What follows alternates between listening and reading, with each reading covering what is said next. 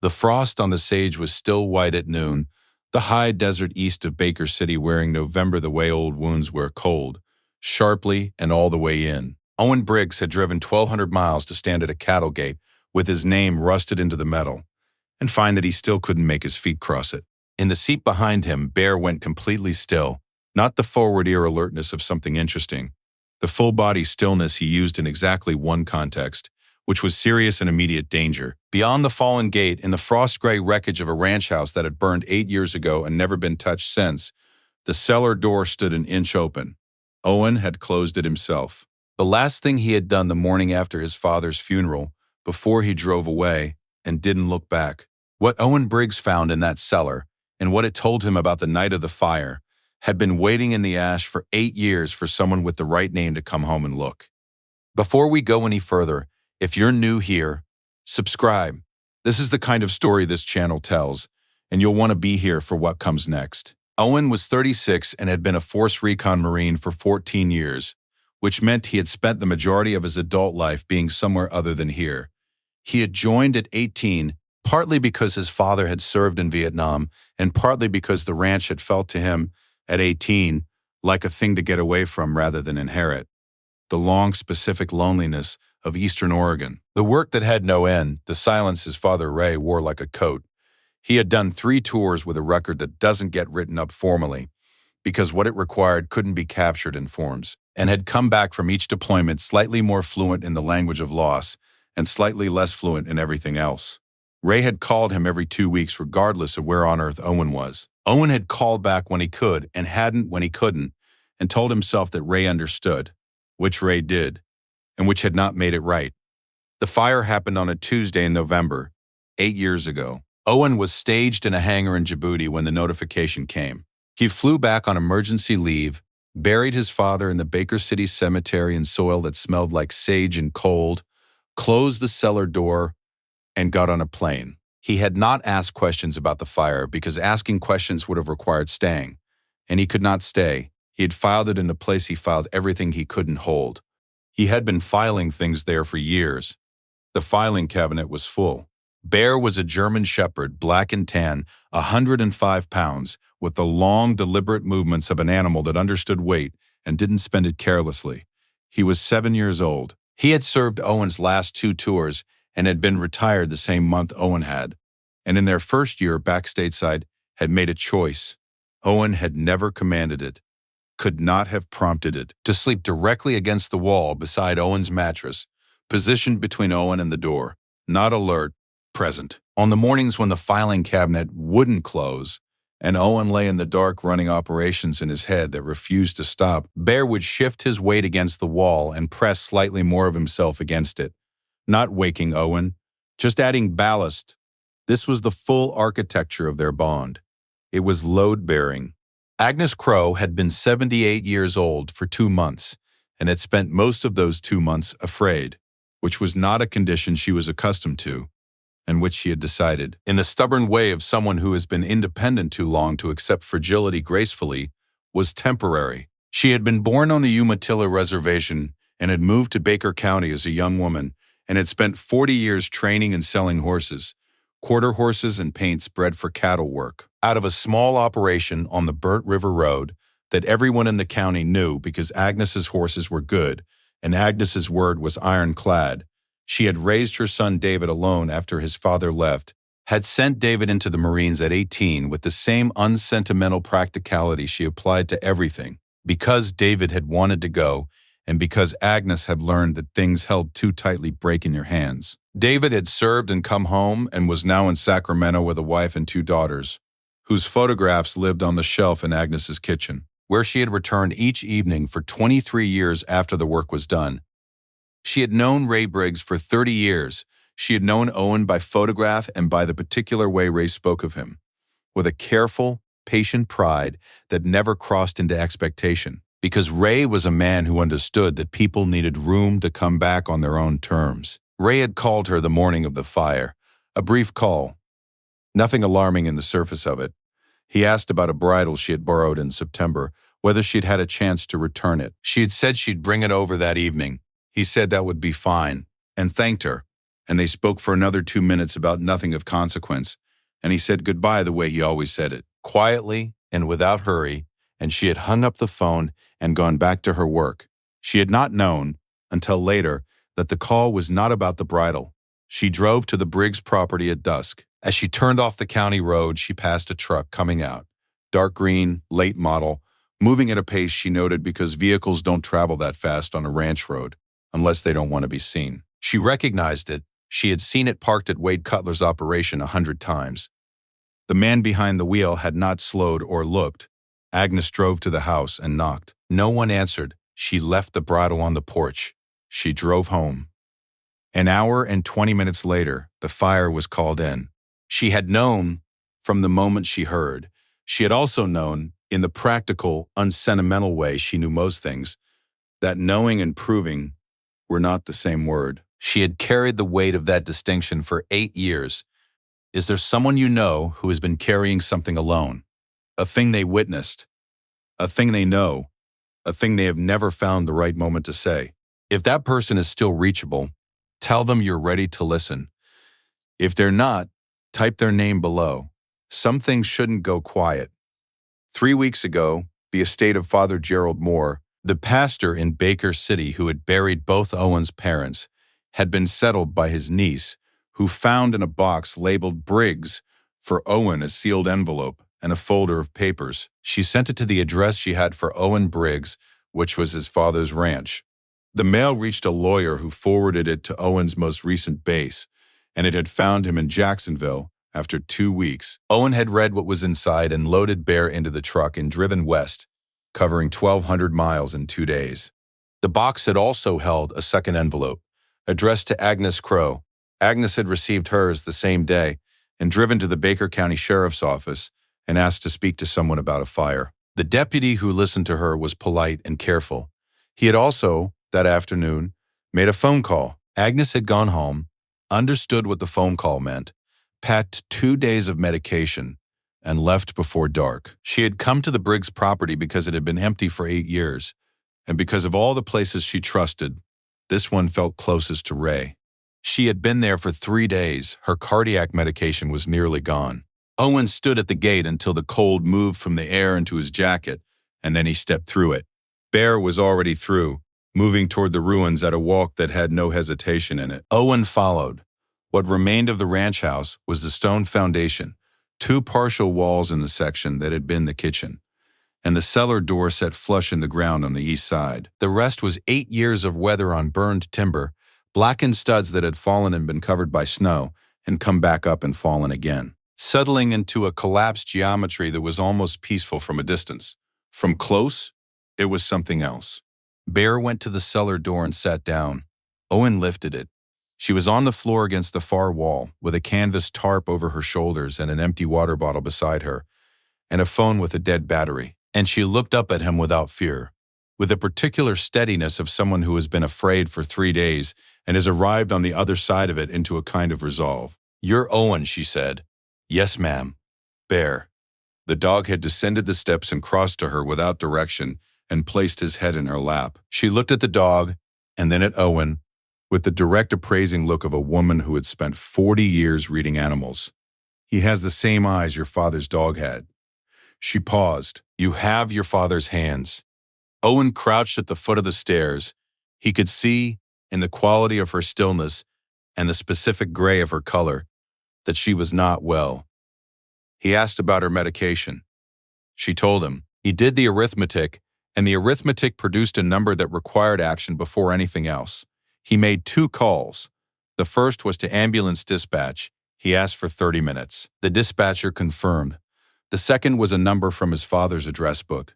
A neighbor named Mel Garton, 2 properties over, whose name Owen remembered from childhood. Mel answered on the 3rd ring. When Owen said his name, there was a silence of the particular kind that carries many things at once. "I figured you'd come back eventually," Mel said. Owen told him he needed a witness and asked him to come to the ranch. Mel said he'd be there in 40 minutes. Then he said Cutler's truck was seen in Baker City an hour ago. He drives fast when he has a reason. Owen said he'd be here. He asked Agnes to stay where she was. Bear settled against her side, his weight practical and warm. Then Owen moved through the ruins. He moved the way he moved, through unknown terrain, methodically, reading the ground, building a picture without disturbing the evidence of it. He had been trained to look at burned earth the way a tracker looks at disturbed soil. Sequence, origin, spread, intensity, the direction things fell. The investigation 8 years ago had concluded electrical fault. He had accepted that. He had been in Djibouti, and then Jacksonville, and then further away, and he had not been here to question it. And he had let the conclusion stand. He stood in the ash and frost of what had been the kitchen and looked at the foundation wall. The fire had started in the wrong corner. He crouched in the ash. An electrical fault begins at a junction, a run of wiring, a source of current in the wall. The burn pattern on the stone told a different story, a low origin, ground level, in the northwest corner where nothing electrical had ever been housed, in the corner closest to the road. He could read it as clearly as he read a track. The sequence was written in the char and the frost and the differential bleaching of the stone. You could not mistake the direction of origin if you had been trained to look. And Owen had been trained to look, and for 8 years he had chosen not to. He stood in the ash of his father's house for a long time. Bear, from the cellar, made a quiet sound. Owen went back. Agnes had been watching the light change through the cellar door. She looked at Owen's face when he came down and read it without being told. "You found it," she said. "Yes, ma'am." She nodded. Ray knew something might happen. Cutler had been pressuring him for 2 years over the water rights, the aquifer, making offers that were really instructions about what would happen if Ray said no. Ray said no. She looked at her hands, which were steady. He told me once he thought if he held long enough, Cutler would find another way to get what he needed. He was wrong about that. Owen said nothing. "There's a box." She said. She nodded toward the far corner of the cellar, where a wooden crate sat under a shelf. Ray put it there the summer before the fire. His note in the pastor's envelope explained it. Documentation, everything. The offers, the correspondence he'd kept, a statement in his own hand, and a letter for you. He'd been waiting for you to come home. Owen crossed the cellar. Inside the crate, a weatherproof bag, sealed. Inside that, a manila folder thick with papers. Certified mail copies, a hand-drawn map of the water rights boundary, a written statement dated 8 months before the fire in Ray's careful, blocky handwriting, naming Wade Cutler by name, describing in sequence what had been proposed and threatened and refused. Under the folder, wrapped in oilcloth, Ray's DD 214, his discharge papers, 1st Marine Division, Vietnam, 1968. Owen held the discharge papers. He had known his father served and had known it was the 1st Marine Division and had spent 14 years in that same division without ever once sitting with what that meant. He sat with it now in the burned cellar in the frost, holding the paper. 2 men from the same country, the same unit, 50 years apart, and Owen had left and Ray had stayed and made something here. And it had taken Owen until the ruins of it to understand what he had been given and failed to hold. He opened the letter. Ray had not written long. It was the letter of a man who was not dramatic and had understood he might not have time to be anything other than direct. He wrote that he was not afraid. He wrote that the land had always been Owen's and would wait. He wrote that he had been proud of Owen every day and had said so less often than he should have. He wrote, "There are people who come to take what they haven't earned. They face it eventually. That's not your job to hurry. Your job is to know the truth and not look away from it. I know that's hard for you. It's hard for me too. But not this one, son." The ambulance had not arrived yet. Owen sat in the cellar with his father's letter and the discharge papers and the sound of the plane's wind moving through the burned structure above him. And he was still long enough that Bear lifted his head from Agnes's lap and looked at him, and looked back at Agnes, and settled again. If you were standing in that cellar with your father's letter in your hands and the man who ordered the fire somewhere on the road behind you, what would you have done with the minutes you had left? Type it below. I read every comment. The ambulance arrived at the 30-minute mark. 2 paramedics who worked with the efficiency of people accustomed to rural distances. They got Agnes stable and onto a stretcher, and Mel Garton's truck came up the county road while they were bringing her up from the cellar. Mel was 68. lean and weathered in the way of men who have worked outside for 50 years, and he stood at the edge of the ruins and looked at Owen the way you look at someone you last saw as a young man and are trying to reconcile with who is standing in front of you. What Mel said about Cutler in those 15 minutes, the land acquisitions, the pressure campaigns going back decades, three other ranchers who had sold under circumstances they had never fully explained, took the documentation in Ray's folder and made it part of a longer pattern. Deputy Sheila Morse had been there for 12 minutes, taking notes, when Cutler's truck came up the road. Wade Cutler got out with the deliberate authority of a man who owns a large piece of a small county and has long since stopped distinguishing between the two. He took in the scene, ambulance deputy's cruiser, Mel Garton, Owen, Bear, and adjusted smoothly into a version of himself that was cordial because cordial had always worked. "Owen Briggs," he said. "I'm sorry about your father. 8 years is a long time to be away from a place." He reached into his jacket and produced a folded document. "I've had an open offer on this property for 6 years. Now that you're here in person, I hoped we could resolve it. Given the state of the land, the number is fair." Bear stood. He rose from his place beside Owen without a sound. And what came from him was not the double note of alarm, but the continuous, even, low register. The sound of a dog that has finished its assessment and is simply present now as a fact. He placed himself between Cutler and the stretcher where Agnes lay without being directed, and he did not move. Cutler looked at the dog. He looked at the deed in his own hand, which had worked in every conversation he'd prepared for, and he seemed to understand it was not suited to this one. Agnes's voice was not strong from the stretcher, but it was clear. She looked at Owen. "Your father called me that morning." Sheila Morse wrote something in her notepad without looking up. Mel Garton looked at Wade Cutler for a long moment with a look that had been waiting approximately 30 years for an appropriate occasion and turned away. Owen spoke. The voice he used was the voice of a man trained to give information where accuracy was a survival requirement, not a professional courtesy. Level, specific, without affect. He said that the burn origin on the foundation wall was inconsistent with the electrical fault conclusion of the original report, and that he had photographed it. He said that the documentation in the box his father had left showed a 2-year pattern of correspondence between Cutler's operation and county officials prior to the fire. He said that Agnes Crow had provided a statement, given to Deputy Morse directly, witnessed, on record, placing a vehicle registered to Cutler's property, leaving the Briggs Ranch at dusk on the night of the fire. He said that a formal inquiry had already been requested and that the county sheriff had been notified. He did not raise his voice. He did not threaten. He described the sequence of events in the order they occurred and let the order speak. Cutler looked at the deed transfer in his hand. He looked at it as though seeing it, for the first time, as what it had always been rather than what he had told himself it was.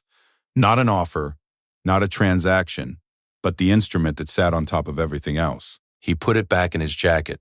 Bear watched him to his truck, watched the truck reverse and turn on the frozen ground, and move down the county road. The sound of the engine became something the high desert absorbed, the way the high desert absorbs most sounds, gradually and without evidence. Then Bear sat down in the ash at Owen's feet.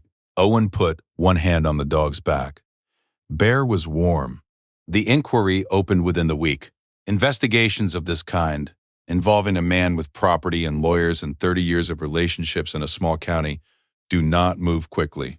But this one moved, and it did not stop. The pattern Mel Garton described across 3 ranchers over 2 decades, combined with the documentation Ray had preserved and Agnes's testimony, was sufficient for a criminal inquiry that no one in Cutler's position had been prepared for, because no one in Cutler's position had expected Owen Briggs to come home. Cutler did not return to the property. Agnes spent 4 days in the hospital and came home to find her son David in the kitchen.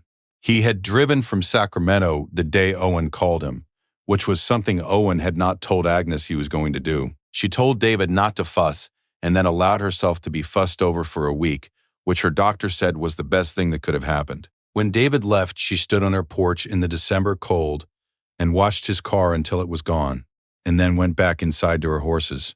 Mel Garton gave a statement that took 3 hours. He had been observing Wade Cutler's operations for 30 years and had not spoken, and the weight of that long silence, once he started speaking, produced something thorough. Owen did not sign the deed transfer. He did not sell the ranch.